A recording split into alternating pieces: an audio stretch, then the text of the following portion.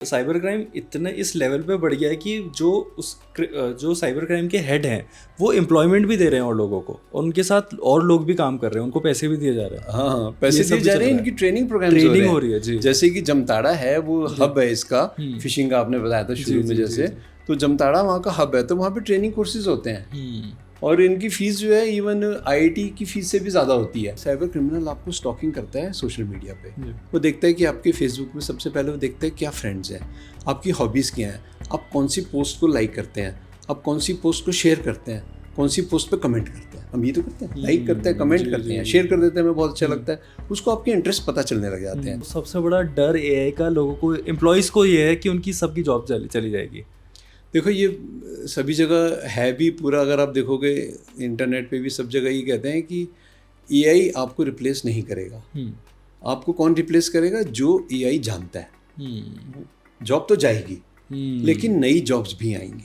मैं आपसे एआई की रीच की बात करना चाहता हूँ, किस लेवल तक जा सकता है? क्या ये हमारा डीएनए भी इन्फ्लुएंस कर सकता है? ये that's a very good question. तो अभी एक कुछ क्रेजी सा क्वेश्चन आया मेरे दिमाग में कि इमोर्टैलिटी अचीव कर सकते हैं हम, अमर हो सकता है इंसान एआई के थ्रू? आज किसी क्रिमिनल को कोई क्राइम कमिट करने के लिए कहीं जाने की ज़रूरत नहीं है। वो घर बैठे बैठे अपने कंप्यूटर या अपने फ़ोन की मदद से कोई भी क्राइम कमिट कर सकता है। अब सवाल ये आता है कि हम इन साइबर क्रिमिनल से कैसे बचें? टेक्नोलॉजी से हमें कितना खतरा है? आज इन्हीं सब चीज़ों के बारे में हमने इस पॉडकास्ट में बातें करी है। आज के हमारे गेस्ट हैं मिस्टर ओ.पी. मनोचा, जो कि एक डीआरडीओ साइंटिस्ट रह चुके हैं और हाल ही में इन्होंने एक बुक को ऑथर करी है जिसका नाम है cyber encounters. OP. Manocha sir के साथ हमने कई सारे साइबर सिक्योरिटी और एआई से रिलेटेड बातें करी। आप जब इस पॉडकास्ट को ध्यान से सुनेंगे और समझेंगे तो आपको ये पता लगेगा कि technology is the future. Technology से हम भाग नहीं सकते। एआई किस लेवल तक जा सकता है ये आप और मैं इमेजिन भी नहीं कर सकते, लेकिन आपको ये भी जानने को मिलेगा कि कैसे हम टेक्नोलॉजी को अपना दोस्त बना के उसके साथ आगे बढ़ सकते हैं। तो अगर आपको जानना है कि आपका आने वाला कल, आपका फ्यूचर कैसा दिखेगा, आपके बच्चों का फ्यूचर कैसा दिखेगा, तो इस पॉडकास्ट को एंड तक ज़रूर देखिएगा। मैं हूं आपका होस्ट अक्षय तोपवाल और आप देख रहे हैं द स्मॉल टाउन शो।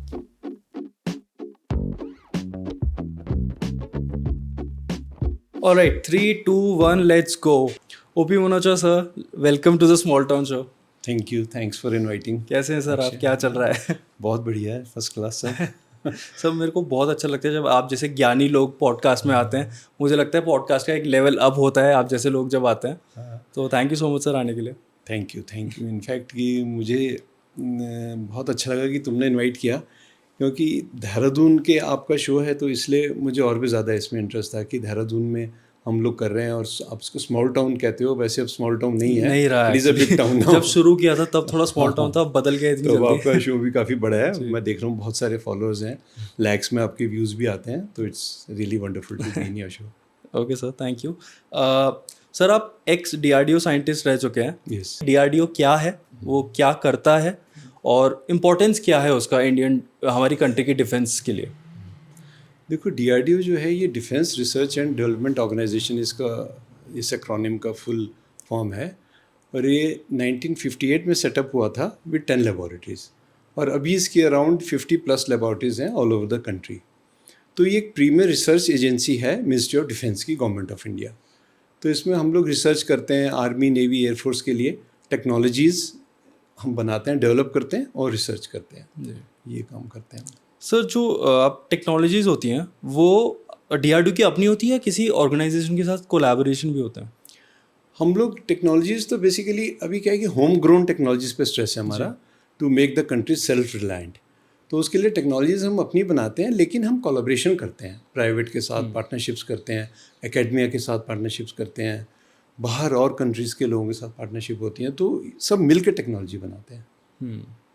और सर टेक्नोलॉजी की अगर बात करें तो लाइक गैजेट्स, वेपन्स, इस तरह की गैजेट्स, वेपन्स, क्या हम कोर टेक्नोलॉजीज़ बनाते हैं जो इन गैजेट्स के अंदर टेक्नोलॉजीज़ यूज़ होती हैं, मे बी जो आज आपके कैमराज में यूज़ हो रही हैं या जो आपके ऑडियो सिस्टम्स में यूज़ हो रही हैं, जो भी सिग्नल प्रोसेसिंग या कोई भी टेक्नोलॉजीज़, तो वो टेक्नोलॉजीज़ पहले क्या होता है कि जितनी भी हमारी प्रीमियर रिसर्च एजेंसीज़ होती हैं, चाहे वो डिफेंस की हैं, चाहे वो स्पेस की हैं, वो टेक्नोलॉजी बन चुकी होती हैं। ये कमर्शियल मार्केट में आती तब है जब वहाँ से डेवलप हो चुकी होती हैं, जब टेक्नोलॉजी मैच्योर हो जाती है।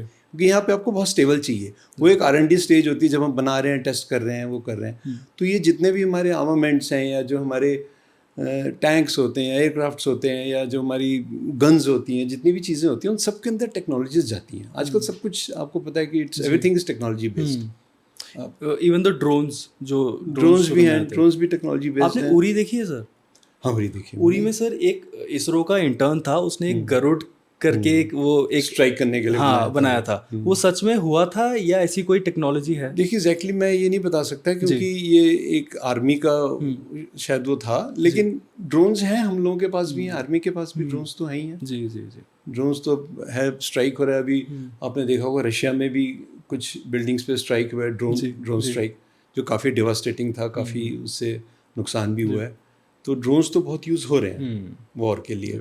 धीरे धीरे आप देखिए हम कहाँ जा रहे हैं। सी में लड़ते थे, लैंड पे लड़ते हैं, फिर हम एयर में जा रहे हैं, फिर अब हम स्पेस में चले गए हैं, है ना। तो अब इंटर गैलेक्सी वॉर हो जाएंगी। तो धीरे धीरे हम लोग जो वॉर्स हैं वो अब एयर में हो रही हैं। और इसके बाद जैसे कि अभी हम आगे बात करेंगे, अब धीरे धीरे साइबर वर्ल्ड में होंगे। बिल्कुल बिल्कुल।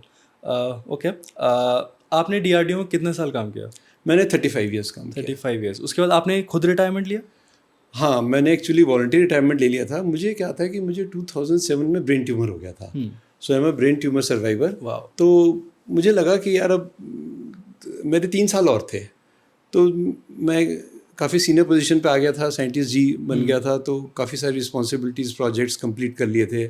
तो मुझे लगा कि अब लाइफ में थोड़ा सा कुछ और भी करना चाहिए। तो काफ़ी एक ऐसी स्टेज थी कि एक सेकेंड लाइफ थी मेरे लिए वो after that. So I thought कि ठीक है, कुछ और करते हैं लाइफ में, थोड़ा ट्रैवल करते हैं, थोड़ा सोसाइटी के लिए कुछ करते हैं, थोड़े डिफरेंट पैशंस हैं। राइटिंग पैशन था मेरा, उसको परस्यू करते हैं। बिल्कुल। तो इसलिए फिर मैंने छोड़ दिया था। और फिर सर आपने लिखी एक बुक जो कि उत्तराखंड के DGP अशोक कुमार सर के साथ को ऑथर करके आपने लिखी है, साइबर एनकाउंटर्स। सर ये कैसे हुआ? देखो क्या है कि जैसे आपने नाम लिया अशोक कुमार जी, ये हमारे उत्तराखंड के डायरेक्टर जनरल ऑफ पुलिस हैं जी। और इनके साथ हम जुड़ गए थे जब इन्होंने मैराथन्स कराई थी। तो इन्होंने देहरादून में 4 मैराथन्स कराई हैं, जिसको देहरादून मैराथन के नाम से भी जाना जाता है। ये इवेंट है और ये बिल्कुल फ्री मैराथन्स होती थी। इसमें करीब 20-30,000 लोग इसमें पार्टिसिपेट करते थे। तो हम लोग जैसे अब फ्री हो गए थे, तो मेरी वाइफ भी एसोसिएटेड थी, हम भी रनिंग वगैरह, मैं भी रनिंग करता हूँ, साइकिलिंग भी करता हूँ, तो मैराथन्स वगैरह में भी जाते थे। तो इनके कांटेक्ट में हम लोग आए। तो फिर धीरे धीरे फिर इनके ऑर्गेनाइजिंग टीम में आ गए थे। जब इन्होंने मैराथन ऑर्गेनाइज़ किया तब से इनके टच में आ गए, तो फिर इनके साथ मुलाकात होती रहती थी। फिर एक दिन ऐसे ही मैं इनके ऑफिस में बैठा हुआ था, तो बात चल रही थी कि भाई तुम DRDO में थे, क्या चल रहा था? मैंने कहा ऐसे टेक्निकल वगैरह हमारा रहता था काम। तब मैंने कहा कि अच्छा, हम लोग, ये खुद भी IITian हैं, तो इज़ MTech फ्रॉम IIT। और इन्होंने फिर कहा कि चलिए हम लोग एक बुक लिखते हैं, let us do a book. क्योंकि इनके पास भी टाइम नहीं रहता, बहुत व्यस्त रहते हैं जी। बट इनके पास आइडियाज़ और इनकी जो एक बहुत अच्छा इनके पास पूरा एक ग्रिप है, पूरी हर चीज़ का एक्सपीरियंस है, और क्राइम से डील करने का इनका बहुत एक्सपीरियंस है। तो उन्होंने कहा कि साइबर क्राइम जो बहुत बढ़ रहा है, तो इसमें क्या है कि साइबर क्राइम में हमें अवेयरनेस लानी चाहिए लोगों के मन में कि साइबर क्राइम क्या होता है, इससे कैसे बचा जाए। इतना क्राइम हो रहा है कि 2022 में करीब 20 लाख कंप्लेंट्स आई थी। These are complaints, I am not saying reports. जो फाइल हुई थी ये कंप्लेंट्स थी।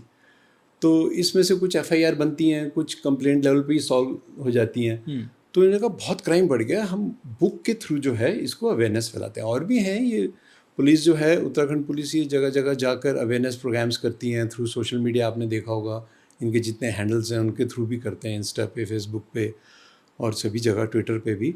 बट इन्होंने कहा कि हम बुक के थ्रू करेंगे, थोड़ी वाइड रीच होएगी इसकी। तब फिर ये बुक का कॉन्सेप्ट आया। और सर बहुत इंटरेस्टिंग बुक है, इसमें 12-13 चैप्टर्स हैं अलग अलग। पढ़ी है जी सर, अलग अलग चैप्टर्स हैं इस पे, अलग अलग साइबर क्राइम से रिलेटेड। सर ज़्यादातर साइबर क्राइम किस चीज़ के ऊपर होता है? मतलब ज़्यादातर हमने सुना है कि एक फ़ोन आता है, वो कहता है कि आपका कार्ड ब्लॉक हो चुका है, आप OTP भेजिएगा और सारे पैसे उड़ जाते हैं। तो और किस किस तरह के साइबर क्राइम्स होते हैं?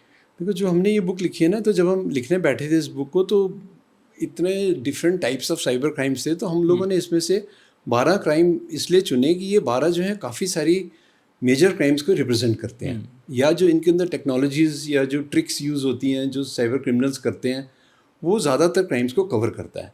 तो साइबर क्राइम देखिए, हम इनको क्लासिफिकेशन जब करते हैं तो कई टाइप से कर सकते हैं। एक तो है कि क्राइम कैसा है, मोबाइल बेस्ड है या कंप्यूटर बेस्ड क्राइम है, एक तो उस तरीके से हम क्लासीफाई कर सकते हैं। दूसरा हम इसको कहते हैं कि ये एक होता है फिशिंग, जो आपने बात करी कि फ़ोन आता है और ये सब OTP मांगते हैं, तो ये फिशिंग कैटेगरी में आता है जिसमें मैलवेयर है, वायरसेस हैं, ट्रोजन्स हैं, ये सारी चीज़ें कवर होती हैं, इनकी हम बात करेंगे आगे।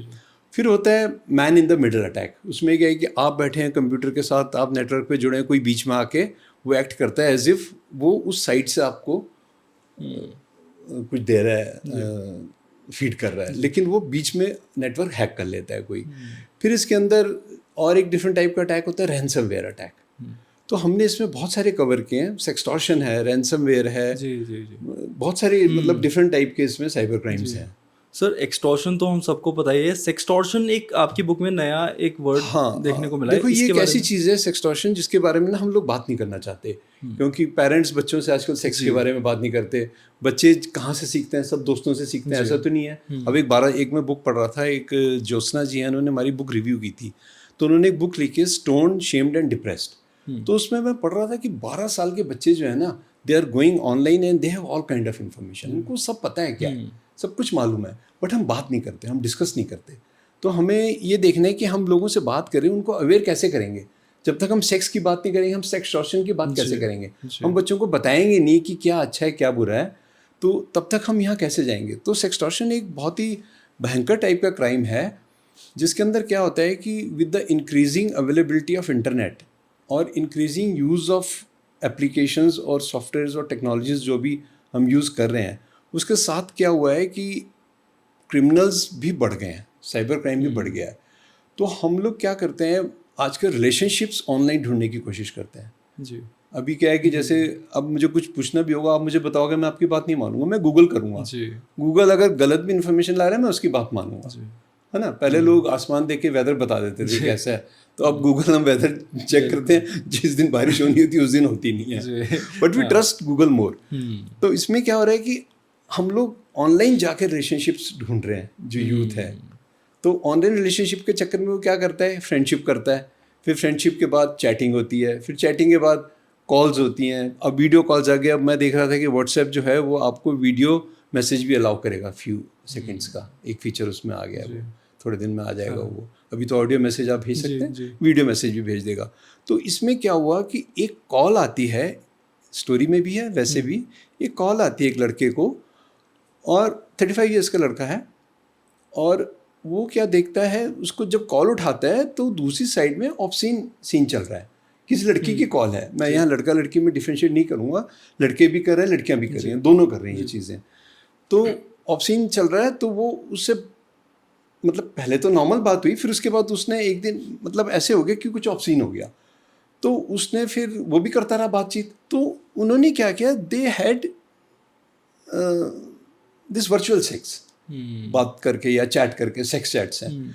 तो उसमें दौरान उनकी उस लड़के की ऐसी वीडियोस बना ली और डीप फेक और ये टेक्नोलॉजीज़ को यूज़ करके, जिससे कि वो कॉम्प्रोमाइजिंग पोजीशन में आ गया लड़की के साथ, जबकि उसने कुछ ऐसा किया नहीं था, खाली बात ही की थी। उसने देख रहा था, पॉर्न देख रहे हैं, कुछ कर रहे हैं, तो आप कोई देख रहा हो वो साइड से, अगर मान लीजिए कोई वीडियो ही बना ले उसकी, क्योंकि वीडियो तो आपका जा रहा है ना, इनपुट तो जा ही रहा है, तो वो कंबाइन करके उन्होंने ऐसा बना लिया और उसके बाद उसको ब्लैकमेलिंग शुरू कर दी। उसकी फोटोग्राफ्स, उसकी उसमें से कुछ स्नैपशॉट्स निकाल के, उसकी कुछ क्लिपिंग्स निकाल के कि इसको हम डाल देंगे इंटरनेट पे अगर आपने नहीं किया है। करते करते धीरे धीरे कभी पुलिस बन गई, कभी फेसबुक का कोई वो बन के एडमिनिस्ट्रेटर बन के उसे कॉल करने लगे, और धीरे धीरे करके उसे पैसे एक्सटॉर्ट करने लगे। तो जो सेक्स से रिलेटेड एक्सटॉर्शन आया ड्यू टू दैट, तो दैट इज़ कॉल्ड सेक्सटॉर्शन। और ऐसे करके उस लड़के को उन्होंने काफ़ी वो किया। हम इन चीज़ों से कैसे बच सकते हैं? क्या हमको अपनी सोशल मीडिया प्रेजेंस कम रखनी चाहिए?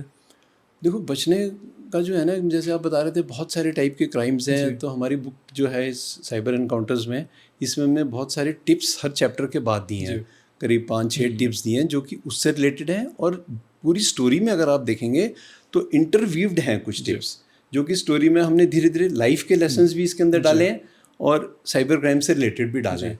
तो इनसे बचने के लिए सबसे पहले हमें क्या करना पड़ता है, देखिए एक अमेरिकन क्रिमिनोलॉजिस्ट हैं डेविड रे, तो उन्होंने कहा है कि हम क्राइम क्यों करता है क्रिमिनल, कोई जनरल क्राइम है, साइबर क्राइम तो उसके बाद आता है, क्योंकि अब सारा कुछ साइबर में हो रहा है तो क्राइम भी साइबर में हो रहा है। तो क्राइम क्यों करता है, वो 3 कारण से करता है। एक, उसके पास अपॉर्चुनिटी होती है, एक उसके पास रैशनलिज्म होता है, और एक उसके पास होता है मोटिवेशन।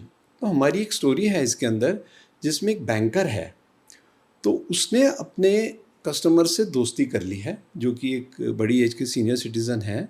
कोविड के दौरान उसने, ये सारी रियल स्टोरीज पे बेस्ड हैं, जितनी भी हमारी स्टोरीज हैं सब रियल हुआ है। थोड़ा इसके अंदर फिक्शन हमने इसलिए ऐड किया है कि नेम्स चेंज करे हैं या कोई लोकेशंस थोड़ा सा, जिससे कि थोड़ी इंटरेस्टिंग बने और लोगों को इसमें समझ सकें इसमें से।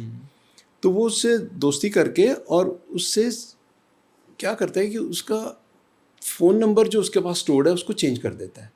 तो उसमें क्या होता है, उसका एक ऐसा अकाउंट होता है जो बहुत टाइम से यूज़ नहीं किया होता। तो जब वो अकाउंट यूज़ नहीं होता तो बैंकर उस अकाउंट को यूज़ करके ऑनलाइन ट्रेडिंग करता है और उसके अकाउंट से पैसे खर्च करके, और सारे OTPs उसके पास आते रहते हैं। तो देखिए बैंकर के पास क्या था, अपॉर्चुनिटी थी, उसके पास अथॉरिटी थी कि मैं इसका चेंज कर सकता हूँ। इसको हम कहते हैं अकाउंट टेक ओवर फ्रॉड है ये ऑर्गेनाइजेशंस में होते हैं, ज़्यादातर फाइनेंशियल इंस्टीट्यूशंस में। अपॉर्चुनिटी थी, रैशनलिज्म उसके पास ये था कि ठीक है यार, इसके पास पैसा है, इसने अकाउंट यूज़ नहीं किया, इसको पैसे नहीं चाहिए तो मैं कर लेता हूँ। वो अपनी रैशनल सोच बना रहा है वो, कि कोई जा रहा है तो कोई आदमी कहेगा मैं इसको लूट लेता हूँ क्योंकि मेरा भी अधिकार है पैसों पे, वो उसका साइकोलॉजी है ना। तो रैशनलिज्म था। और तीसरा मोटिवेशन था कि उसको पैसे चाहिए थे, बैंक में था, वो कहीं जाता नहीं था ट्रांसफ़र्स पे, वो चाहता था कि मैं अपने बच्चों के साथ रहूँ, बच्चों की एजुकेशन कंप्लीट हो जाए। तो उसको पीयर प्रेशर था, उसके साथ के लोग प्रमोट हो गए थे, अच्छा सैलरी ड्रॉ कर रहे थे। ये आजकल हर एक इंसान अपने बच्चे को अच्छा पढ़ाना चाहता है, अच्छे कॉलेजेस में भेजना चाहता है, पैसे खर्च करके लोन लेते हैं लोग, फिर बच्चे भरते हैं नहीं भरते बात की बात है, लेकिन इनिशियली वो खर्चा करता है, तो उसको पैसे चाहिए थे। तो ऐसे करते करते करते वो ऐसे लूप में फंस गया था कि उसके पास तीनों फैक्टर्स हो रहे थे, तो वो क्राइम, इसलिए उसने क्राइम किया। अब इससे बचने के लिए आपने जैसे सवाल पूछा, तो हमें क्या करना है कि we have to be very careful. सबसे पहले हमें अपने इमोशंस को कंट्रोल करना है। इमोशंस में क्या आएगा, ग्रीड आएगी सबसे बड़ी, क्योंकि greed can not be met but need can be met. मेरा अगर आप देखेंगे तो टैगलाइन है व्हाट्सएप में कि थोड़ा ही बहुत है या बहुत भी थोड़ा है। तो इंसान को कितना चाहिए जी। हम लोग क्या करते हैं, ट्रैप में आ जाते हैं कि यार ये बहुत अच्छा डिस्काउंट चल रहा है, इसमें कुछ ले लो, ये ऑफर आया बहुत अच्छा, इस पर क्लिक कर लो, लॉटरी लग गई। लॉटरी तो हमारे शिव कुमार जी एक्सीडेंट कहते हैं तुम्हारी क्यों लगेगी लॉटरी, किसी और की क्यों नहीं लगेगी। तो लॉटरी लग गई जब हम कहते हैं, हम एकदम से क्लिक कर देते हैं। पहले क्या होता था, ये फ्रॉड मुझे याद है, देहरादून में रायपुर रोड पे एक सरदार जी ने कुछ एक खोला था ऐसा, बहुत साल पहले, तुम पैदा नहीं हुए होगे उस समय। वो 2000 में मोटरसाइकिल दे रहे थे, रॉयल एनफील्ड मोटरसाइकिल। उस समय रॉयल एनफील्ड बहुत एक शान होती थी। तो वो 2000 लोगों से लेते थे और क्या ठीक है, बाकी आपको हम क्या पेमेंट करनी है हम आपको बाद में बताएंगे। तो ऐसे करते करते बहुत सारे लोग उस ट्रैप में आ गए। तो वो करते करते फिर नए, उससे क्या क्या और नए, उन्होंने कहा कि आप और मेंबर्स बनाइए, तो इसको पॉन्जी स्कीम कहते हैं। तो धीरे धीरे धीरे करते जो नए मेंबर का पैसा पुराने मेंबरों के मोटरसाइकिल के लिए यूज़ करते थे। एक लेवल के बाद वो भाग गए, तो वो जितने पूरा नीचे एक पिरामिड में नीचे जितने लोग थे उन सबके पैसे डूब गए। तो ये होता है कि धीरे धीरे हम ट्रैप में ऐसे फंसते हैं। और आपकी बुक में एक साइबर टिप भी दे रखी है कि एक चैप्टर की, कि कोई आपको क्यों जल्दी पैसे बनाने की स्कीम देगा, वो खुद ही ना बना ले वो ऐसे पैसे। हाँ, वो क्यों देगा, कोई अगर होता तो वो जो कर रहा है ये वो अपने आप नहीं बन जाएगा अमीर। एग्जैक्टली ठीक है। जैसे भी आजकल इतने बाबा आ गए हैं, वो सब बताते हैं कि यार ये कर लो, ये पहन लो, वो कर लो, सारी 1000 ट्रिक बताते हैं। अरे तो आप क्यों यहाँ बैठे होते, आप भी तो कहीं होते हैं। जी जी सॉरी, मैं किसी बाबा के अगेंस्ट नहीं हूँ।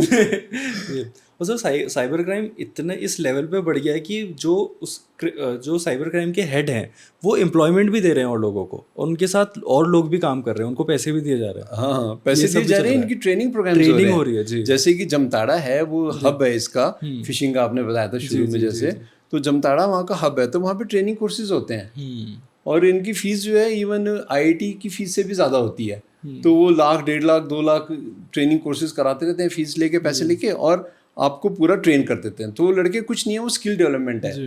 देखिए मैं चाहता हूँ कि ये चीज़ जब हम गलत पर्पज़ के लिए यूज़ करें तो अच्छे पर्पज़ के लिए क्यों नहीं कर सकते। इसलिए मैं एथिकल हैकिंग कहता हूँ। मैं ये कहता हूँ यूथ को कि आप टेक्नोलॉजी के साथ रहो और ये सारी टेक्निक्स अपने आप को अपग्रेड करते रहो, शॉर्ट टर्म कोर्सेज करो, स्किल डेवलप करो। अब स्किल डेवलप करने का टाइम है, डिग्रीज लेने का टाइम नहीं है।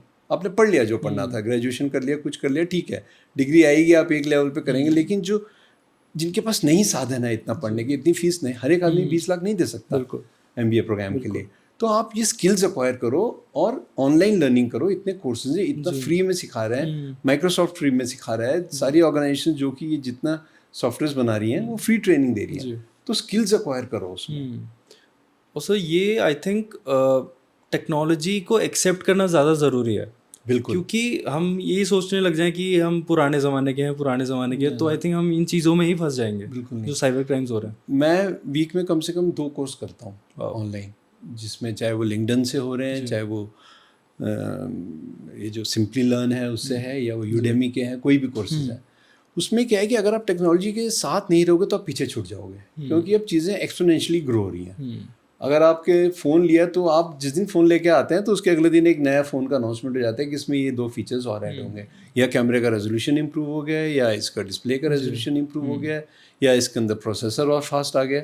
तो टेक्नोलॉजी को आपको भागना पड़ेगा, टेक्नोलॉजी के साथ चलना है। लेकिन मेरा ये कहना है कि जो एल्डरली हैं घर में, बच्चों की रिस्पॉन्सिबिलिटी है कि वो अपने बड़े लोगों को टेक्नोलॉजी इतनी सिखाएं कि वो कम से कम किसी साइबर क्रिमिनल के जाल में ना फंसे। इतना उनको अवेयर करना चाहिए। उनको ओला बुक करना सिखाएं, उनको बैंक ट्रांजैक्शन करना सिखाएं, उनको बताएं कि OTP हमें कब देना है, कब नहीं देना, ये चीज़ें सिखानी है। सर मैं थोड़ा टेक्निकल जाना चाहता हूँ। जो साइबर क्रिमिनल्स हैं, जो मेल भेजते हैं या फ़ोन करके आपसे पैसे हड़पते हैं, तो वो क्या कोई ऐप यूज़ करते हैं, डार्क वेब का इस्तेमाल होता है, किस तरह से वो पैसे हड़पे जाते हैं? साइबर क्रिमिनल कोई भी वो टेक्नोलॉजी नहीं छोड़ता है जिससे वो आपको चीट कर सकता है। वो सारी टेक्नोलॉजीज यूज़ कर रहा है। वो ट्रोजन्स भी यूज़ कर रहा है। वो मेल के थ्रू आपको आपके सिस्टम पे आपने क्लिक किया तो कोई ना कोई मैलवेयर डाउनलोड कर देगा, कोई वायरस डाउनलोड कर देगा, या वो रिमोट डेस्कटॉप शेयरिंग भी एप्लीकेशंस यूज़ करता है। एक स्टोरी में हमने डाला है कि एक US में सिटीज़न होते हैं, सीनियर सिटीज़न, उनके सिस्टम में कोई प्रॉब्लम आती है तो वो उसको कहती है कि आप ये वाला सॉफ्टवेयर, एनीडेस्क सॉफ्टवेयर एक है, वो आप लोड कर लीजिए। वो लोड कर लेता है, वो उसकी पूरा फ़ोन, पूरी सारी कॉल्स, चीज़ें सब हैक हो गई हैं। तो सोशल इंजीनियरिंग करता है सबसे पहले जो साइबर क्रिमिनल है।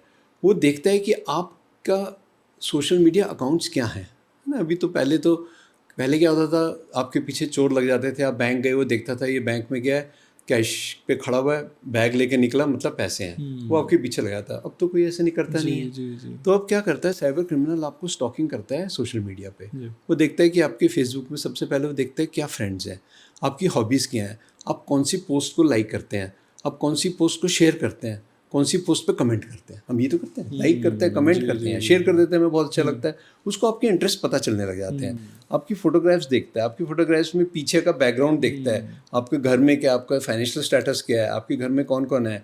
हम डालते हैं कि आज हम घूमने जा रहे हैं, बर्थडे मना रहे हैं बच्चे का, तो हमारी बर्थ डेट मिल गई उसको।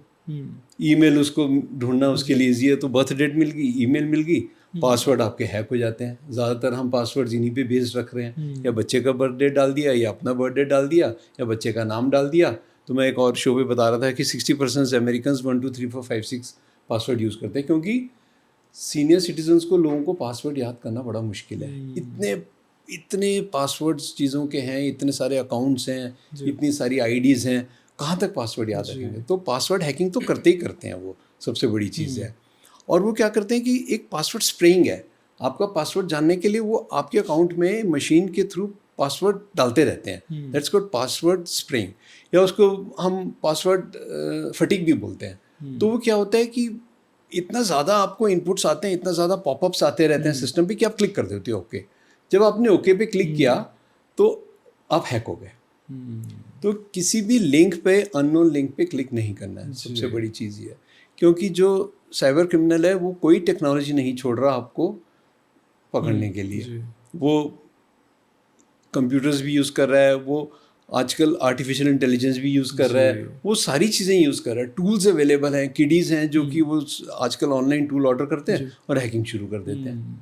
फिशिंग शुरू कर देते जी। हैं, आप कहीं ना कहीं उनके जाल में फंस जाते जी। हैं। तो बहुत केयरफुल रहने की ज़रूरत है। बिल्कुल। और जो आपने अभी पैटर्न की बात करी ना कि क्रिमिनल एक आपकी सोशल मीडिया प्लेटफॉर्म से आपकी पूरा पैटर्न देख लेता है कि आप कैसे इंसान है। Yes. सर एक डॉक्यूमेंट्री आई थी कुछ टाइम पहले, मैं नाम भूल रहा हूँ, तो उसमें दिखा रखा है जब डोनाल्ड ट्रंप और हिलरी क्लिंटन का जब इलेक्शन चल रहे थे, तो उसमें दिखाया कि ट्रंप की टीम ने एक ऐसी ऑर्गेनाइजेशन को हायर किया था जो शायद से लंदन बेस्ड ऑर्गेनाइजेशन थी। तो उन्होंने क्या किया कि जितने भी लोग हिलरी क्लिंटन को फॉलो कर रहे थे उनके पास एक लिंक भेजे, और उन लिंक को जैसे ही उसने क्लिक किया तो उस इंसान का पैटर्न, उसके जो फ्रेंड लिस्ट में लोग हैं उसका पैटर्न उन्होंने देख लिया, और वो उसे हिलरी क्लिंटन के जो जितने नेगेटिव जितने भी पोस्ट बन सकते हैं वो भेजना स्टार्ट किए। तो उनकी साइकोलॉजी चेंज कर दी। तो लोगों ने इन्फ्लुएंस कर दिया। जी, इन्फ्लुएंस कर दिया। तो वही होता है। अभी भी देखिए इलेक्शंस आ रहे हैं, तो अभी क्या है कि धीरे धीरे ये सोशल मीडिया पे सब शुरू हो जाएगा। तो इसके बचने के लिए हमें ये करना है कि हमें अपने बिलीव्स को चैलेंज करना है। देखिए अगर मान लीजिए मैं या तो प्रो गवर्नमेंट होऊंगा या मैं एंटी गवर्नमेंट होऊंगा, है ना। तो अगर हम प्रो गवर्नमेंट हैं तो हमें एक दो हमने लाइक किया तो हमें जितना भी फीड आता है वो सारा हमारे बिलीफ सिस्टम पे बेस्ड प्रो गवर्नमेंट फीड्स आने लग जाते हैं। तो वो कहीं ना कहीं क्या होता है, हमारे माइंड को इन्फ्लुएंस कर देता है। तो हमें अपने बिलीफ्स को चैलेंज करना है। अगर एंटी गवर्नमेंट है, एंटी गवर्नमेंट फीड आ रहे हैं कि नहीं ये गवर्नमेंट गलत करिए ऐसा भी, तो वो हर समय वो फीड आएगा। हमें चैलेंज करना है कि नहीं क्या वाकई में गलत करी है, क्या कोई अच्छा काम हुआ नहीं है अभी तक। तो हमें ये अपने आप को चैलेंज करके पूछना है। तो सोशल मीडिया से हमें इन्फ्लुएंस नहीं होना है, सोशल मीडिया को यूज़ करना है। आपने पहले पूछा था कि हम टेक्नोलॉजी यूज़ ना करें। टेक्नोलॉजी हमें यूज़ करनी है, बट हमें टेक्नोलॉजी को अपना फ्रेंड बना के यूज़ करना है। हमें उसको एज अ टूल यूज़ करना है। जी। सर जैसे हम पासवर्ड डालते हैं तो उसको हैक करना आई थिंक ईजी है। आपको ऐसा लगता है कि उसको हैक करना ईजी है, या फिर जो थंब रिकग्निशन है और फेस रिकग्निशन है वो ज़्यादा सेफ है? देखो आपने जो बात की है कि अभी क्या है कि ज़्यादातर हम लोग पासवर्ड कहीं डाल देते हैं तो हम सोचते हैं कि अच्छा पासवर्ड में हमने अल्फ़ाबेट्स डाल दिए, न्यूमेरिक नंबर्स डाल दिए, स्पेशल कैरेक्टर डाल दिए, कॉम्बिनेशन बना दिया इनका, 8 कैरेक्टर का हो गया। वो आपको कहता है बहुत स्ट्रॉन्ग पासवर्ड, हम खुश रहते हैं यार अब कोई नहीं ब्रेक कर पाएगा। ये नहीं पता कि हमने वही पासवर्ड दूसरे अपने साइट पे भी यूज़ किया है, तीसरे में भी किया है, बहुत सिंपल किसी अकाउंट में भी वही कर लिया। हमने कहा चलो यार ये वाईफाई है इसमें भी यही पासवर्ड डाल देता हूँ, याद रहेगा। तो सबसे पहले तो वो गलती करते हैं। तो ये होता है सिंगल फैक्टर ऑथेंटिकेशन। हमें सिंगल फैक्टर पे नहीं रुकना है, हमें मल्टी फैक्टर ऑथेंटिकेशन पे जाना है। मल्टी फैक्टर ऑथेंटिकेशन के लिए जैसे कि अभी तुमने बताया कि हमें थंब यूज़ करना है, अपना बायोमेट्रिक्स यूज़ करनी है, या हमें आइरिस स्कैन है वो अगर अवेलेबल है तो उसको यूज़ करना है, या हमें कोई ऑल्टरनेट मोबाइल नंबर्स पे अगर कोई हमारा वेरिफिकेशन आता है तो आजकल टाइम बेस्ड OTP आते हैं, TOTP होता है, जो कि हमने किया तो हमें एक और OTP आ जाएगा कि आपने का ये OTP था, अब ये सेकेंड OTP आया है। तो जहाँ तक पॉसिबल है, जैसे कि अब फेसबुक और ये जितने भी सोशल मीडिया के इंस्टाग्राम वगैरह आपको मल्टी फैक्टर ऑथेंटिकेशन के लिए इनकरेज कर रहे हैं, तो वो आप ज़रूर करिए मल्टी फैक्टर ऑथेंटिकेशन, उससे आप सेफ रहेंगे। तो मल्टी फैक्टर ऑथेंटिकेशन में वो 3 चीज़ें यूज़ करते हैं कि व्हाट यू आर, है ना, व्हाट यू नो, एक और है इसमें, तो आप क्या हैं पहले आपसे पूछेगा, एंड व्हाट यू हैव। 3 चीज़ें, what you have, what you are and what you know. तो आपसे पूछेगा आपका पहले स्कूल का नाम क्या है, तो आप ही को पता है कि स्कूल का नाम क्या है, आपकी मदर का मेडन नेम क्या है, आपके बेस्ट फ्रेंड का नाम क्या है, वो आपने जब क्रिएट किया उस समय आपने डाली हुई ये चीज़ें, आपके डॉग का नाम क्या है, वो तो फिर भी लोग पता लगा सकते हैं, लेकिन कुछ क्वेश्चंस उसमें ऐसे हैं कि what you know and what you are. वो आपसे पूछेगा कि आप क्या हैं, आपके अंदर क्या बिलीव्स हैं, आप क्या चाहते हैं, तो वो आप डालेंगे। व्हाट यू हैव, आपकी कार कौन सी है आपके पास। तो ये मल्टी फैक्टर में ये इस टाइप की चीज़ें क्वेश्चन आंसर्स फॉर्म में होता है ये। या आप कौन सा गेम अच्छा लगता है, वो आजकल इमेज आती हैं बैंक्स में कि आप एक बास्केटबॉल का डाल दोगे तो वो उसको मालूम है कि अच्छा बास्केटबॉल, आप एकदम से उसको वो रिकलेक्ट कर लेंगे कि मुझे बास्केटबॉल अच्छा लगता है। कहीं आप पासवर्ड भूल भी जाते हैं तो ये सारे क्वेश्चन से रिकवरी भी ईजी हो जाती है। So multi factor is always safer. तो एक अगर खाली आइरिस है वो भी सेफ नहीं है, क्योंकि अभी क्या है आधार में हम लोगों ने सब चीज़ें दे दी हैं। और एक मेरा ये भी मैसेज है सबके लिए, आपके व्यूअर्स के लिए, कि आधार को आप बायोमेट्रिक्स लॉक कर दीजिए ऑनलाइन, उनको आप ओपन मत छोड़िए, क्योंकि अभी एक ऐसे भी फ्रॉड हो गए थे जिसमें लोगों ने फिंगरप्रिंट्स निकाले थे। कहाँ से निकाले? रजिस्ट्रार ऑफिस में, देहरादून में नहीं था, कहीं बाहर का था। रजिस्ट्रार ऑफिस से जो हमारी रजिस्ट्री होती है किसी भी मकान या चीज़ की, उसमें फिंगरप्रिंट्स रहते हैं, तो वो फिंगरप्रिंट लेके उन्होंने स्कैन कर लिया तो उनको आपका उसको बना के सिलिकॉन से उन्हें फिंगरप्रिंट बना दिए, तो आपका थंब के फिंगरप्रिंट उसमें आ गए, सारे फिंगर्स के आ गए, तो आप उसको बायोमेट्रिक्स को लॉक करके रखिए, क्योंकि वो एक्सेस मिल गया तो आपकी सारी इन्फॉर्मेशन। सर आधार कार्ड से रिलेटेड मैं शायद से आपका ही वीडियो देख रहा था जिसमें आप बता रहे थे कि ये लास्ट चीज़ होनी चाहिए जो आप आइडेंटिफिकेशन जो आप शो कर रहे हैं। हाँ, होटल में चेक इन कर रहे हैं, ड्राइविंग लाइसेंस यूज़ कर लीजिए, कुछ और यूज़ कर लीजिए, बहुत सारी चीज़ें। आधार को आप जब बहुत ही इंपॉर्टेंट है तब आप यूज़ कीजिए। सर अभी टेक्नोलॉजी किस लेवल तक बढ़ेगी ये तो पता नहीं, बट आपको लगता है कि टेक्नोलॉजी बढ़ने के साथ साथ जैसे एआई आजकल बहुत ज़्यादा ट्रेंड में भी है और आ भी चुका है, तो क्रिमिनल्स भी बढ़ते जाएंगे, ये क्राइम और बढ़ता जाएगा, हैकिंग का लेवल बढ़ता जाएगा? बिल्कुल। अभी क्या है, जो आर्टिफिशियल इंटेलिजेंस है वो गवर्नमेंट भी यूज़ कर रही है और क्रिमिनल्स भी यूज़ कर रहे हैं। तो एआई क्या करेगा, साइबर सिक्योरिटी में एआई का बहुत बड़ा रोल है। कि देखो, हम जब साइबर सिक्योरिटी की बात करते हैं या साइबर क्राइम की बात करते हैं तो सबसे पहले हम किस लिए करते हैं साइबर सिक्योरिटी? हमें अपने नेटवर्क्स को सेफ बनाना है, हमें अपने कंप्यूटर सिस्टम्स को या अपने आईटी इक्विपमेंट्स अगर हम उसको कहें, जिसमें हमारा लैपटॉप है, मोबाइल है, ये सारी चीज़ें, उनको सेव करना है, हमें अपने डेटा को सेव करना है, प्लस हमें अपनी एप्लीकेशंस जो कि हमारे सिस्टम पे या मोबाइल पे रन करती है, ये 4 चीज़ों को हमें सिक्योर करना है। इन चीज़ों को सिक्योर करने के लिए साइबर सिक्योरिटी होती है, ठीक है। तो एआई यूज़ हो रहा है साइबर सिक्योरिटी के लिए। वो क्या करेगा, वो आपके नेटवर्क में चेक करता है कि कितना वल्नरेबल है आपका सिस्टम, क्या इस पे अटैक हो सकते हैं, वो ये देखता है। तो वो सारे पैटर्न्स चेक करता है कि कैसा डेटा फ्लो हो रहा है, उसमें कोई डिफरेंट पैटर्न तो नहीं आ गया। जैसे कोई अलग पैटर्न आता है उसको पता चल जाता है कि ये इस नेटवर्क से हट के कोई पैटर्न आया है इसमें, तो वो अलर्ट इशू कर देता है या लॉक कर देता है। और इस केस में क्या है कि वो आपसे ये कहता है कि आप ज़ीरो ट्रस्ट स्ट्रैटेजी अपनाओ। Zero trust strategy even individuals को भी अपनानी चाहिए, जिसमें वो बिल्कुल भी पासवर्ड शेयर नहीं करेंगे। आपको सुरभि को भी अपना पासवर्ड नहीं बताना, ठीक है? क्योंकि क्या होता है, कभी हम कहते हैं अच्छा पासवर्ड मैं नोट कर लेता हूँ, तो अगर उसने नोट कर लिया कहीं पे, वो पेपर किसी के हाथ में आ गया, तो ज़ीरो ट्रस्ट में आपका बहुत ही पर्सनल डेटा है, आपके पासवर्ड्स और आपकी जितने भी कोड्स हैं, पिन नंबर्स हैं, ये बहुत वो हैं। तो एआई क्या करता है, ये सारी चीज़ों को, आपके सिस्टम को एक बहुत अच्छे तरीके से इनको मैनेज करता है, जो कि हम इंडिविजुअल्स नहीं कर सकते। तो उसके लिए हम आर्टिफिशियल इंटेलिजेंस यूज़ करते हैं। और एआई आया कहाँ से? सबसे पहले हमने क्या किया, अब मसल्स को हमने यूज़ किया, हमने मसल्स को रिप्लेस कर दिया मशीन से कि यार बहुत मुश्किल काम है, चलिए मशीन को करने दो। तो मशीन्स, वो फैक्ट्री में आपने देखा है कार बन रही है, सब ऑटोमेटिक हो गया। फिर उसके बाद हमने कहा ये ब्रेन्स को हमने वो कन्वर्ट कर दिया, ब्रेन्स भी हमने डाल दिए, तो पूरा एआई सिस्टम बन गया। अब वो क्या है कि हमसे बेटर सोचता है, हमसे बेटर इंटेलिजेंट है, लर्निंग अच्छी है सिस्टम की, और वो थकता भी नहीं है। तो एआई उस फॉर्म में 24 घंटे आपका सिस्टम सिक्योर रखता है। और क्रिमिनल्स कैसे यूज़ कर रहे हैं आर्टिफिशियल इंटेलिजेंस को?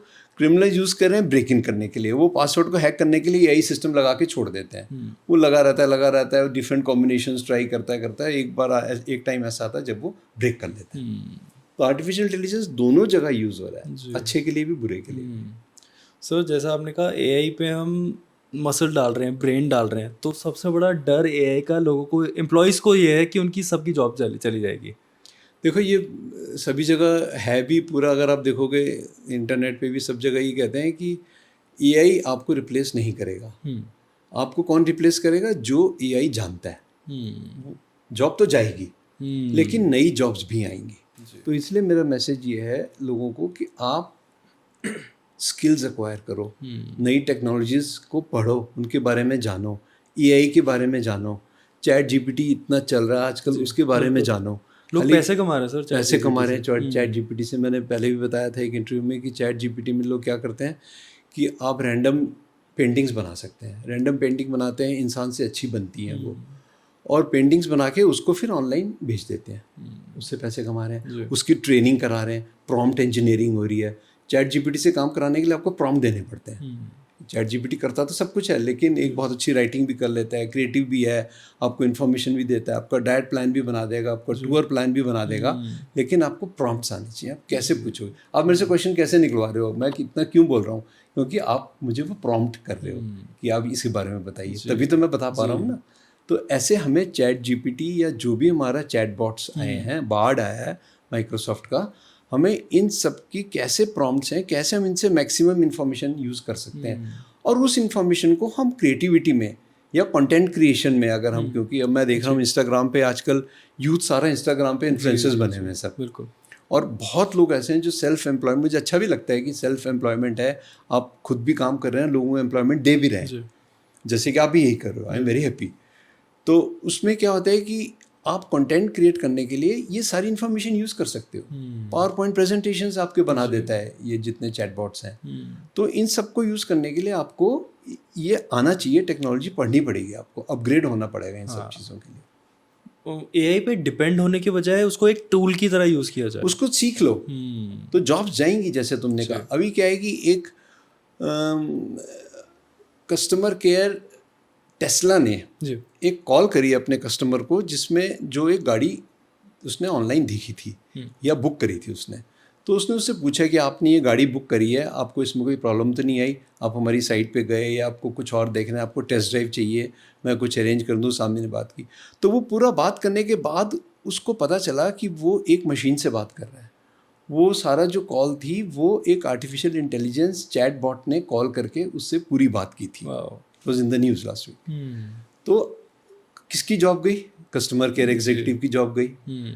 तो वो क्या करता है, चैट जीपीटी की अपनी कॉन्शियसनेस नहीं है, या एआई की कॉन्शियसनेस अभी नहीं है। अब ये हम लेवल 3 पे हैं, जब लेवल 4 पे जाएंगे तो कॉन्शियसनेस डेवलप होगी, ऑटोनोमी आएगी। अभी क्या है कि वो आपके फीलिंग्स को, आपके इमोशंस को समझता है, क्योंकि हम ही ने तो फीड किया है ना उसको। सारा ये प्री ट्रेंड है ना। जीपीटी का मतलब क्या है? जीपीटी का मतलब है जनरेटिव प्री ट्रेंड ट्रांसफॉर्मर। तो हमने उसको इतना डेटा दे दिया इंटरनेट का, हमने कहा कि जो बुक्स हैं, जितनी सारी चीज़ें इंटरनेट से सारा उसको फीड करके ट्रेन कर दिया। तो जब वो ट्रेन हो गया, उसको पता चल गया ह्यूमन बिहेवियर क्या है, तो वो आपके बिहेवियर के हिसाब से आपसे बात करता है। स्विगी में आप जाते हो, चैट बॉट एकदम से आ जाता है, वो आपसे पूछता है, आप उसको डांटते हो कि मेरा खाना ख़राब आया, लेट आया, गाली देते हो उसको, वो सॉरी बोलता रहता है। उसको पता है कि मुझे इससे लड़ना नहीं है। ह्यूमन एग्रेवेट हो जाएगा, ह्यूमन अपने इमोशंस आ जाएगा, एंगर में आ जाएगा, लेकिन मशीन नहीं आएगी। तो किसकी जॉब जाएगी? कस्टमर केयर की जा रही है। फिर क्या हो रहा है? ऑटोनोमस व्हीकल्स आ रही हैं। अभी क्या है, ट्रक ड्राइवर हमारे गाड़ियाँ चलाते हैं। अभी तो गडकरी साहब ने बोला है कि हम उसकी एयर कंडीशन कर देंगे जो कैबिन्स हैं, प्लस उनका भी फ़ॉरेन की तरह यूरोप में होता है कि आप 8 घंटे से ज़्यादा गाड़ी नहीं चला सकते। तो ये सारी चीज़ें धीरे धीरे हमारे यहाँ आ जाएंगी, लेकिन ऑटोनोमस आ जाएंगे। ऑटोनोमस ड्राइविंग व्हीकल्स वो अपने आप चल रही हैं। कार्स तो आ गई ऑटोनोमस, टेस्ला की आ गई, बाकी भी कार्स आ गई हैं। तो हमारी इंडियन स्ट्रीट्स में भी आ जाएंगी, वो दूर नहीं है टाइम अब। बिल्कुल बिल्कुल। तो किसकी जॉब जाएगी? ड्राइवर्स की जाएगी। फैक्ट्रीज में इतने लोग हैं, तो सबको अपग्रेड करना पड़ेगा, स्किल्स नए एक्वायर करने पड़ेंगे। देखिए, जब आईटी रेवोल्यूशन आया था तो लोगों की ने सोचा हमारी जॉब चली जाएंगी, लेकिन उससे कई ज़्यादा जॉब्स क्रिएट हो गए। तो अगर हम सही दिशा में चलेंगे, सही स्किल्स एक्वायर करते रहेंगे, तो हमारे पास जॉब अपॉर्चुनिटीज़ और आएंगी। बिल्कुल। तो इसलिए डरने की ज़रूरत नहीं है। आ रहे हैं, रोबोट्स भी आ रहे हैं। टेस्ला रोबोट बना रहा है एक, और टेस्ला बॉट के नाम से बना रहा है, और भी कई रोबोट बना रहे हैं। People have started booking robots. तो वो घर में सारे काम करेगा, चाय लेके आएगा, ये सब चीज़ें करेगा। उसमें कॉन्शियसनेस होगी? उसमें कॉन्शियसनेस नहीं है। नहीं, अभी नहीं। लेवल 3, अभी लेवल 4 में आएगी कॉन्शियसनेस। तो जब कॉन्शियसनेस आ जाएगी तो फिर तो तब खतरा हो जाएगा। और उसके बाद भी सबसे ज़्यादा खतरनाक होगा जब ऑटोनोमी आ जाएगी। वो अपने डिसीजंस खुद लेगा, जो उसका मन करेगा वो खुद करेगा, तब वो टेक ओवर कर लेगा ह्यूमंस को। तो ये क्वेश्चन आता है कि will AI take over humans? तो yes, it will take over. वो दिन दूर नहीं है जब वो टेक ओवर कर लेगा। कॉन्शियसनेस आएगी, फिर इमोशंस आएंगे, इमोशनली स्पिरिचुअलिटी आएगी, फिर वो सब बड़ी बड़ी बातें कर रहे हैं। जो सेल्फ एक्चुअलाइजेशन हम करते हैं, जब हमारी बेसिक नीड पूरी हो जाती है, हम कहते हैं यार मैं कौन हूँ, मैं क्या हूँ, इसी की खोज में निकल पड़ते हैं ना हम सब की कि मुझे इस लाइफ में लिबरेट होना है। तो वो भी यही करेगा, फिर हो सकता है धीरे धीरे काम भी छोड़ दे। तो सर ये हो सकता है कि चैट जीपीटी जो अभी है उसको बाद में एक रोबोट के अंदर डाल दिया जाए, जो एक ह्यूमन डाल दिया मशीन्स में डाल दिया चैट जीपीटी को। अब चैट जीपीटी बेस्ड मशीन्स आ गई हैं। इवन अभी आप देखो तो जितनी भी हमारा जो GPT-4 है, उसके अंदर इमेजेस देख के भी आप इमेज को इंटरप्रेट कर देता है आपकी। वो ऑडियो आउटपुट भी दे देगा, वो आपको ऑडियो भी इनपुट ले लेगा। अभी ऐसे एआई ऐसी एप्लीकेशंस आ गई हैं, आप हमारा ये पॉडकास्ट उसमें डालेंगे, वो इसमें से प्रेजेंटेशन बना देगा, इसमें से पॉइंट्स निकाल देगा। जितना मैं एक्स्ट्रा बोल रहा हूँ या जितना हम टाइम बोलने में लगा रहे हैं, वो सब काट के रील्स तो वैसे भी बन जाती हैं ऑटोमेटिक सॉफ्टवेयर के थ्रू। लेकिन वो इसकी पूरी समरी बना के दे देगा आपको कि इस पॉडकास्ट में क्या चीज़ यूज़फुल थी और क्या यूज़फुल नहीं था, क्या सीनियर के लिए क्या है, जहाँ जहाँ हमने एल्डरली सीनियर वर्ड यूज़ किया वो उसको निकाल लेगा। इंटेलिजेंट सिस्टम्स आ गए हैं। तो सर जो हमने बात करी थी कि एआई को हम टूल की तरह यूज़ करें, अगर एआई में इमोशंस डाल दिए, वो इमोशनली डिसीजन लेने लग गया, फिर हम उसको ट्रस्ट नहीं कर सकते। देखिए ट्रस्ट तो हम अभी वाली चीज़ों को नहीं करें, क्योंकि धीरे धीरे ये लोग इम्प्रूव कर रहे हैं कि अभी क्या है कि एआई कहीं कहीं आपको गलत इन्फॉर्मेशन भी देता है। तो मैंने चैट जीपीटी में डाला हुई ओपी मनोचा, तो उसने मुझे कहा वो आपको 2008 में साइंटिस्ट अवार्ड मिला था और उसने अपने 10 किताबें लिखी। मैंने कहा आपकी किताब 1 लाख कॉपी सेल हो गई। मैंने कहा यार ऐसा तो कुछ भी नहीं है। बट वो कहीं कहीं पुरानी किसी किसी चीज़ से वो जनरेट करता रहता है। बेसिकली लैंग्वेज जनरेटर्स हैं, नेचुरल लैंग्वेज प्रोसेसर्स हैं, वो NLP है। तो ट्रस्ट हम इस पर नहीं इसलिए कर पाएंगे क्योंकि हम इसको सिखा रहे हैं वही हमें वापस देगा। What goes around comes around। जी। जो हम इसमें डालेंगे, गार्बेज इन पहले होता था, गीगो कॉन्सेप्ट होता था, गार्बेज इन गार्बेज आउट, वो आज भी वही चल रहा है। एआई में अगर हम गार्बेज डालेंगे, हम इसको सिखाएंगे कि पॉल्यूशन करनी है, तो जब रोबोट्स आ जाएंगे वो भी पेड़ उखाड़ने लग जाएगा। हम इसे कहेंगे नहीं आपको एनवायरनमेंट को प्रिजर्व करना है, तो वो भी वही करेगा। एक मूवी है हर 2013 में आई थी, आपने देखी है? देखी है मैंने। उसमें the man falls in love with the operating system. Man और मैन तो दैट्स अ वंडरफुल कॉन्सेप्ट। एक दिन तो अभी क्या है कि अभी मैं देख रहा था कि किसी ने एआई से शादी करी है, ये न्यूज़ थी। अच्छा। somebody married AI। वाह। और उसने कहा कि इसके कोई टेंट्रम्स नहीं होंगे, कोई इश्यूज नहीं होंगे, कोई जैसा मैं चाहूँगा वैसे रहेगा AI। तो people are now moving towards this. तो ऑनलाइन रिलेशनशिप से आपको पता ही नहीं दूसरी तरफ एक मशीन है या ह्यूमन है, ये भी नहीं पता। सर उस मूवी में उस बंदे को जब रियलाइज होता है कि ये तो और लोगों से भी बात कर रही है, तो उसका और ज़्यादा हार्ट ब्रेक हो जाता है। ऑब्वियसली। तो ये तो सब ये फैक्टर तो आएगा ही। आपको लगता है ये चीज़ हमें और देखने को मिलेगी? क्योंकि लोग बिल्कुल सोशलाइज क्योंकि देखो नहीं अभी कर तो रहे। अभी फिजिकल फॉर्म नहीं है जी। अभी, लेकिन मैं देख रहा था इतना रियलिस्टिक सिलिकॉन और यूज़ करके कुछ ऐसे उन्होंने बनाए हैं ह्यूमंस कि वो बिल्कुल रियल लगते हैं। और उसके अंदर जब मशीन होएगी, फिर उसके अंदर आप सोचो चैट जीपीटी बैठा होगा या बार्ड बैठा होगा, उसमें जो सब इंटरनेट से कनेक्टेड होगा, तो वो सारी इंटरकनेक्शंस को देखते हुए तो वो तो पूरा आपको एक ह्यूमन की तरह ही मिलेगा, या लड़का या लड़की जो भी है वो। तो इंसान धीरे धीरे उस तरफ जाएगा। जैसे तुमने कहा हार्ट ब्रेक्स नहीं होंगे उसमें। जी। जैसे मैं आपसे एआई की रीच की बात करना चाहता हूँ, किस लेवल तक जा सकता है? क्या ये हमारा डीएनए भी इन्फ्लुएंस कर सकता है? जी, that's a very good question. DNA influence, ये देखो डीएनए से जब कोई एवोल्यूशन होता है तो it takes millions of years, है ना। और हमारे डीएनए में मेमोरी भी है, मेमोरी भी है हमारे, है ना, बिलियन ईयर्स की हमारी मेमोरी है। हमारी जितनी भी चीज़ें हैं वो सारी हमारी उसमें से आ रहे हैं, जो हम कहते हैं हेरिडिटरी हैं ये चीज़ें। तो एआई को लेकिन जो मिलियंस ऑफ ईयर्स में हुआ है वो सेकंड्स में एआई कर सकता है। जो इन्फॉर्मेशन आने में, हमारे तक पहुंचने में मिलियंस ऑफ ईयर्स लगे जिस किसी भी कारण से। अभी मैं देख रहा था 40,000 ईयर्स पुराना एक वर्म जो है उसको जिंदा कर दिया हाइड्रेट करके साइंटिस्ट ने जी। तो कहीं वो फ्रोजन पड़ा हुआ था। तो ऐसे करके कुछ पता नहीं पुराना कौन सा डीए कहाँ यूज़ हो जाए, कौन सी इन्फॉर्मेशन आ जाए। और वो डीएनए तो तब होगा जब एआई या हम साइबॉर्ग्स होंगे, जैसे कि मैंने बताया है ना, ह्यूमंस और मशीन्स का कॉम्बिनेशन हो जाएगा। जब हमारे मस्क साहब जो है न्यूरालिंक बना लेंगे जी, न्यूरालिंक आने तो वाला है, तब जाके वो डीएनए में हम कहेंगे इफेक्ट हो गया उसका। तो हम डीएनए को अगर हम कंप्यूटर में डाल सके, एक इंसान को हमने कनेक्ट कर दिया कंप्यूटर से, उसका डीएनए हमारे स्क्रीन में है, हम उसको चेंज भी कर सकते हैं, इन्फ्लुएंस कर सकते हैं किसी भी तरीके से। हाँ, एक तो फिजिकल फॉर्म उसको इन्फ्लुएंस कर सकते हैं, उसका बिहेवियर चेंज कर सकते हैं। फिजिकल फॉर्म में तो जैसे अभी कर रहे हैं, हम कैसा बच्चा चाहते हैं, हम उसका डीएनए मॉडिफाई करके और उसके हिसाब से हम ब्राउन हेयर, ब्लैक आइज, क्या चाहिए, टॉल चाहिए, शॉर्ट चाहिए, डिजीज फ्री चाहिए, वो सब हम कर रहे हैं ना अभी भी जी। जितने भी हमारा जो आर्टिफिशियल हो रही हैं, जो बच्चे पैदा हो रहे हैं, उनमें सब हम चीज़ें डिसाइड करके कर रही हैं चीज़ें। तो मशीन के अंदर तो और भी ज़्यादा हो जाएगा, उसका बिहेवियर हम ऐसा बना देंगे जैसा हम चाहते हैं जी। हाँ, तो definitely it will go beyond that. हाँ सर, अभी हम न्यूरालिंक की बात कर रहे थे, वो काफ़ी अच्छी टेक्नोलॉजी है कि एक बीमारी आने से पहले हमको पता लग जाएगा और वो हम क्योर भी कर सकते हैं। बिल्कुल। और सर क्या वो हैक भी हो सकता है? हैक हो सकता है बिल्कुल, क्योंकि देखिए जब न्यूरल लिंक अगर हमारी मसल्स को कंट्रोल कर रहा है, एक पैरालाइज इंसान अगर सोच के कुछ टाइप कर सकता है या सोचने से वो चल सकता है, वो हमने कनेक्ट कर दिया मोटर उसके पैर के साथ, तो वो भी तो एक कंप्यूटर है ना, चिप जो लगी हुई है, नॉलेज है ना, उसको अल्टीमेटली अपडेट करने के लिए हम कहीं ना कहीं इंटरनेट से कनेक्ट करेंगे। तो जब हम इंटरनेट से कनेक्ट करेंगे तो वो हैक भी हो सकता है। और यही चीज़ हमारी एक, आपने मुझे अच्छा याद दिलाया कि इंटरनेट ऑफ थिंग्स जो आ रहा है वो भी एक बहुत बड़ा चैलेंज आ रहा है, उससे भी वो सर एक्सप्लेन कर सकते हैं एक बार व्यूअर्स को? हाँ, इंटरनेट ऑफ थिंग्स का क्या है कि अभी देखिए जैसे हमारे पास कोई भी चीज़ है, एलेक्सा है घर पे, तो एलेक्सा एक इंटेलिजेंट एआई का वर्जन है। एलेक्सा को हम कहते हैं एलेक्सा मुझे ये वाली मूवी दिखाओ, या मुझे ये गाना प्ले करके दो, या मेरा अमेज़ॉन पे ये ऑर्डर चेक करो। तो आप सारी चीज़ें वॉइस कंट्रोल्ड एलेक्सा से आप सारी चीज़ें काम कर रहे हैं। तो धीरे धीरे क्या हो रहा है कि आपके नेटवर्क पे ये चीज़ें जुड़ती जा रही हैं।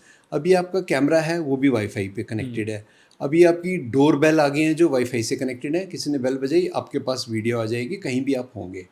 आपके कैमरास हैं, सिक्योरिटी कैमरास, वो वाईफाई से कनेक्टेड है।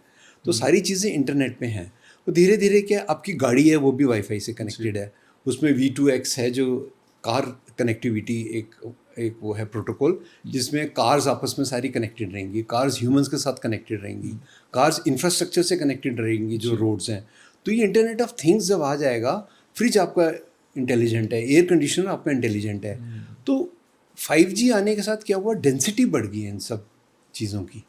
जो हमारी जो थिंग्स हैं, जो भी थिंग्स का मतलब है जो हमारी डिवाइसेस हैं, ये सब अब बहुत ज़्यादा डिवाइसेस हो गई हैं और ये सारी इंटरनेट से कनेक्टेड हैं। एक स्ट्रॉन्ग कनेक्शन मिल गया इनको कनेक्शन मिल गया, लेकिन ये उतनी सिक्योर नहीं है जितना कि आपका लैपटॉप या आपका मोबाइल है। एक सिक्योरिटी कैमरा इतना सिक्योर नहीं है, क्योंकि हम 1000 रुपये का ले आते हैं, हम 5000 नहीं खर्चते उस पर। हम रेफ्रिजरेटर लाएंगे, उसके अंदर उस लेवल ऑफ सिक्योरिटी हम नहीं डाल सकते। तो हमें अपने नेटवर्क सिक्योर करने, इन इंटरनेट ऑफ थिंग्स डिवाइसेस को सिक्योर नहीं बना पाएंगे हम, क्योंकि बहुत सारी डिवाइसेस हैं और वो आपके, अब हैकर क्या करेगा, साइबर क्रिमिनल, वो किसी भी एक डिवाइस जो वल्नरेबल होएगी उसके थ्रू आपके नेटवर्क में घुस जाएगा और मालवेयर इंजेक्ट कर देगा उसमें, तो वो वहाँ से आपका सिस्टम को हैक कर लेगा। तो वो बहुत केयरफुल होना पड़ेगा। सर एक कुछ क्रेजी सा क्वेश्चन आया मेरे दिमाग में कि इमोर्टैलिटी अचीव कर सकते हैं हम, अमर हो सकता है इंसान एआई के थ्रू? क्योंकि रिवर्स एजिंग तो कर लिए लोगों ने, धीरे धीरे टाइम के बाद एजिंग कम हो गई है, धीरे हो रहे हैं, मोर्टेलिटी रेट भी कम हो गया, लेकिन वो सारा हो गया मेडिसिन की वजह से या हमारी बेटर मेडिकल इंफ्रास्ट्रक्चर की वजह से। अब क्या है कि जब मेडिसिन में एआई आ जाएगा, जब हमारी टारगेटेड मेडिसिन होंगी कि एक पर्टिकुलर डिजीज़ के लिए आपने गोली खाई, वो वहीं जाके काम करेगी, या नैनो टैबलेट्स आ जाएंगी या नैनो मेडिसिन आ जाएगी, तो इमॉर्टैलिटी की तरफ जा रहे हैं ये हम इन अ वे। आपकी अगर डीजनरेशन ऑफ मसल्स ख़त्म हो गया, आपका ब्रेन का डीजनरेशन कम हो गया, न्यूरल लिंक लग गए, तो चाहे वो आदमी आर्टिफिशियली रह गया, कुछ ना कुछ उसके अंदर तो ह्यूमन का बच जाएगा, तो वो इमॉर्टल ही हो जाएगा, बनते रहे बॉडी में। अब जैसे क्या है कि लोगों ने अपने फेसबुक में है कि आप अपना फेसबुक का किसको दे के जाना चाहते हैं, तो आप उसमें उस इंसान का जीमेल या उसका आईडी दे सकते हैं। तो इंसान की डेथ के बाद आपकी फेसबुक की सारी चीज़ें उसके पास चली जाएंगी, वो उसका वारिस हो जाएगा, so that it will continue. तो when these things are continuing, so AI based जब चीज़ें हो जाएंगी तो ह्यूमंस विल आल्सो कंटिन्यू। और डीप फेक है, आपको मैंने बताया सिलिकॉन बेस्ड ह्यूमंस बन रहे हैं अब। तो जब हम डीप फेक से अगर मेरी वॉइस डुप्लीकेट हो सकती है, तो जो मैं आज बोल रहा हूँ, मेरा थॉट्स, मेरे विचार, मेरे नॉलेज, वो सारी स्टोर हो गई कहीं पर, इंटरनेट पे चली गई, आपने नॉलेज बेस बना दिया उसका एक्सट्रैक्ट करके। यही को नॉलेज बेस ही तो चाहिए, आप नॉलेज इंजीनियर हैं, है ना। तो वो इन्फॉर्मेशन लेके हम किसी ह्यूमन में क्रिएट कर देंगे उस चीज़ को, तो वो आप कह सकते हो कि इज अलाइव। और डिफरेंस कहाँ रहेगा, कॉन्शियसनेस आ गई, सब कुछ आ गया, तो इमॉर्टल ही तो हो गया वो इंसान। वही स्किन, वही बोन नहीं रही अगर, वो तो हम रोज़ मर रहे हैं, रोज़ हम नए इंसान बन रहे हैं। तो मेरे ख्याल से हो सकता है, इट इज पॉसिबल। देखो आपको क्या है कि आपको ना, मैं सभी को ये कहता हूँ कि हमें साइंस फिक्शन में जाना पड़ेगा। अगर हमें कुछ भी अलग करना है तो हमें ऐसी चीज़ों पे बात करनी पड़ेगी जो कोई सोचता नहीं है। आज का टीन मेरे से बात क्यों नहीं करता, क्योंकि आज के टीन की सोच अलग है। वो सोचता है ये अंकल बैठे हैं, मुझे इनको पता नहीं है कि मैं क्या सोच रहा हूँ। मैं समझता हूँ इस चीज़ को कि वो उसके बियॉन्ड इस पहाड़ के पीछे क्या है, वो उस आदमी को दिख रहा है जो वहाँ रहता है या जो वहाँ जाता है। जो उसकी प्रॉब्लम्स हैं या जो उसको वहाँ से व्यू मिलता है, मुझे नहीं दिख रहा।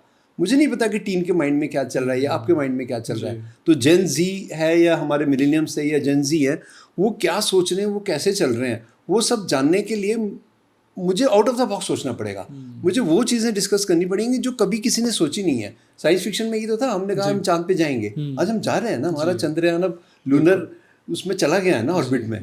तो ये सब चीज़ें अचीव हो रही हैं, फिक्शन के थ्रू आ रही हैं। और जो हम मूवीज देख चुके हैं वो अब रियलिटी लग रही है। आप थोड़ा सा स्पेस वाली मूवी अगर कोई सीरियल निकाल के देखो, आपको लग रही है यार ये तो हो रहा है, ये क्या है, ये तो सब हो रहा है, everything is happening now.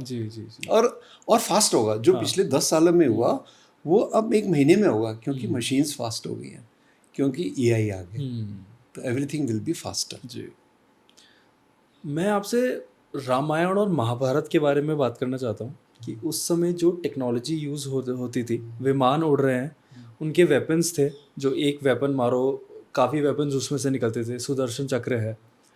Sir कि आपने विमान पुराण पढ़ी है?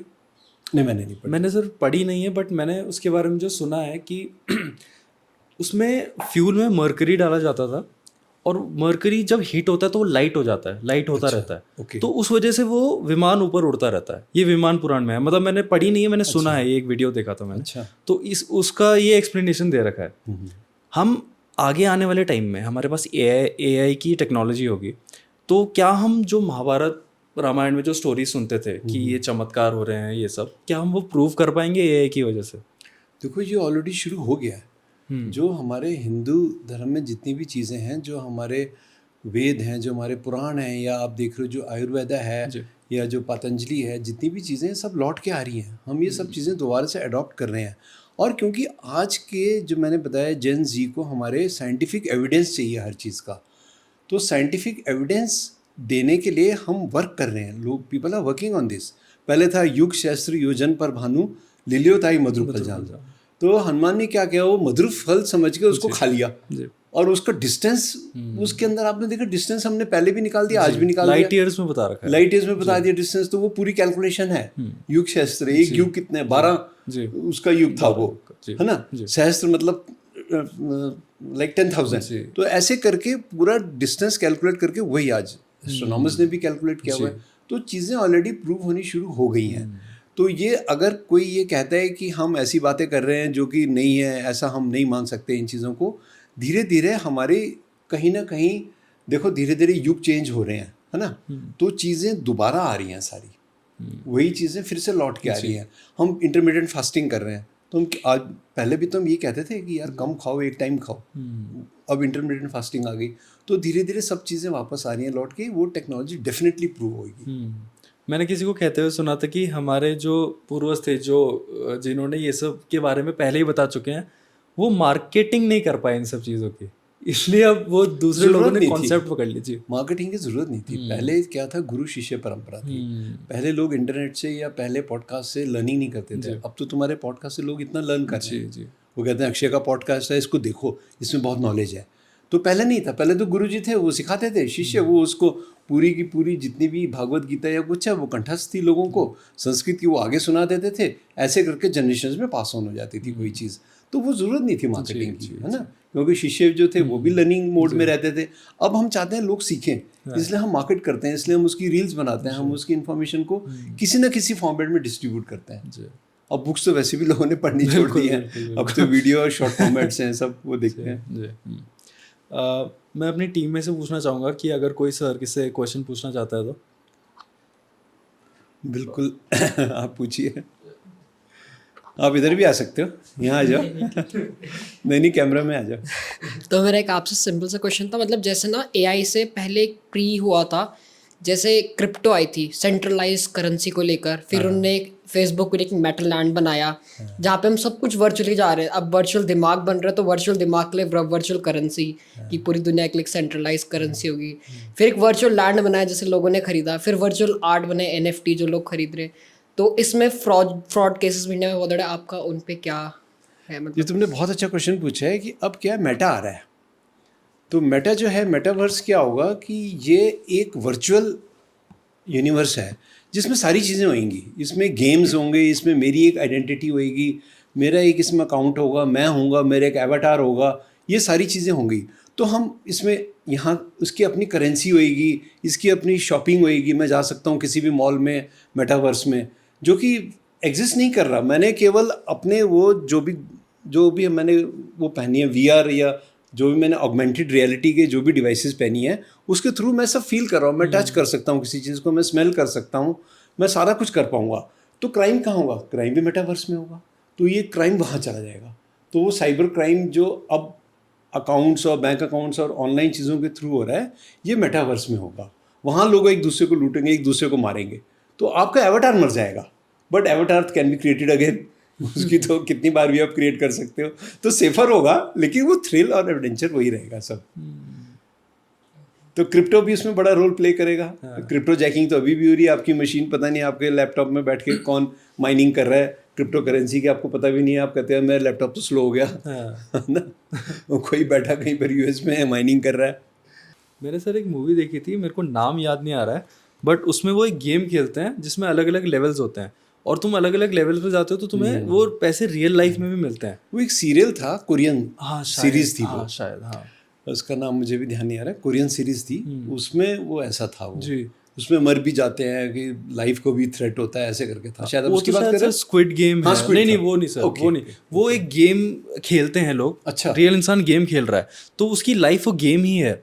क्योंकि जब वो दिखाते हैं कि रियल लाइफ में आ गया तो पूरी दुनिया तबाह हो चुकी है। वो एक गेम ही बचा हुआ है जो है, और वो उसी से आगे अपनी लाइफ में जो भी अगर जॉब इंटरव्यू के लिए जा रहे हैं, जो भी जा रहे हैं, तो उसकी गेम का लेवल देखा जाता है कि तुम किस लेवल पे हो। अच्छा, इस तरह की एक उससे वो इसकी क्वालिफिकेशन। हाँ, वो इसकी जो क्वालिफिकेशन। अभी हम इमॉर्टैलिटी की बात कर रहे थे, वो यही है ना, आपका AI वर्जन आगे जाएगा, AI वर्जन बच जाएगा हमारा। जी जी जी, है ना। जैसे अब हम एल्बम में फोटोग्राफ्स देखते हैं पुरानी, फिर उसके बाद हम फेसबुक पे या हम डिजिटल सोशल मीडिया पे अपनी पुरानी चीज़ें हम वो करते हैं रिविजिट, तो हमारा एवेटार कहीं घूम रहा होगा मॉडल। हो सकता है एक, मैं तो ये विजुलाइज करता हूँ, एक बहुत बड़ी फिजिकल स्पेस होएगी जहाँ पर ये सब रह रहे होंगे। आज से 100 साल बाद एक अक्षय रह रहा होगा, एक गोपी मनोचा रह रहा होगा, एक सुरभि रह रही होगी वहाँ पर। बिल्कुल सर। तो विल बी लिविंग अगेन। जी जी। So thank you so much sir. मैं एंड में चाहता हूँ आप लोगों को एक कंक्लूजन दे दें कि AI साइबर सिक्योरिटी के बारे में, कि इससे डरना चाहिए, नहीं डरना चाहिए, किस तरह से इसको यूज़ करें। देखो, कंक्लूजन ये कि जो ये बुक है साइबर एनकाउंटर्स, ये बहुत मेहनत से लिखी गई है, और इसमें स्टेट की जो टॉप कॉप हैं अशोक कुमार जी, उनका बहुत बड़ा कंट्रीब्यूशन है। मेरा बहुत इसमें टाइम है। पेंगुइन पब्लिशर्स हैं, अमिताभ बच्चन ने इसका फॉरवर्ड लिखा है, किरण बेदी ने इसका फॉरवर्ड लिखा है, बहुत सारी चीज़ें हैं। और मैं चाहता हूँ कि ये बुक सब पढ़ें, आप कहीं से पढ़िए। मैं ये नहीं कहता आपको बुक खरीदिए या कुछ कीजिए, बोरो कीजिए, लाइब्रेरी से लीजिए, कहीं भी आप ये बुक ज़रूर पढ़िए। इससे आपको बहुत नॉलेज मिलेगी और आप सेफ रहेंगे। It's more about awareness. It is about awareness. ये बुक लिखी सी लिखी। देखिए, आप बुक से कोई पैसे नहीं कमाता आजकल। बुक लिखना is not know more a financial inspiration. ये अवेयरनेस के लिए है। आपकी एक नॉलेज, एक लाइफ टाइम की नॉलेज इस बुक में आ गई 2 लोगों की।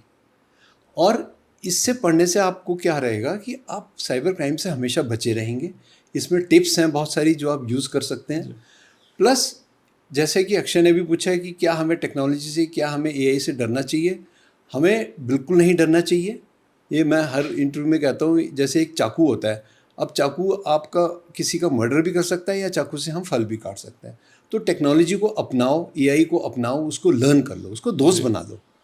ठीक है, जब आपको पता है कि कोई एक बहुत खतरनाक चीज़ आ गई है, तो उसको बी फ्रेंड दैट थिंग, और उसको यूज़ करो, और उससे यूज़ करके अपनी प्रोडक्टिविटी इंक्रीज करो, अपनी क्रिएटिविटी एनहेंस करो। So it's a very good tool which has come. I am really, you people are blessed कि आपकी लाइफ में ये सब चीज़ें आ गई हैं। So that is my message. Thank you so much sir. मेरे को बड़ा अच्छा लगा आपसे मिलके। I am very honoured. और ये one of the coolest podcast होगा अभी तक का हमारे शो का। मेरे लिए भी बहुत अच्छा एक्सपीरियंस है, और तुमसे बात करके बहुत अच्छा लगा। और तुम्हारी टीम में बहुत पेशेंस, इतनी देर हमारी बातें सुनते रहे, ऋतिका और Surabhi. All the best to you all guys, और आपके लिसनर्स को भी have a good day, and I hope you learn lot from this. बिल्कुल सर। Thank you so much. Thank you.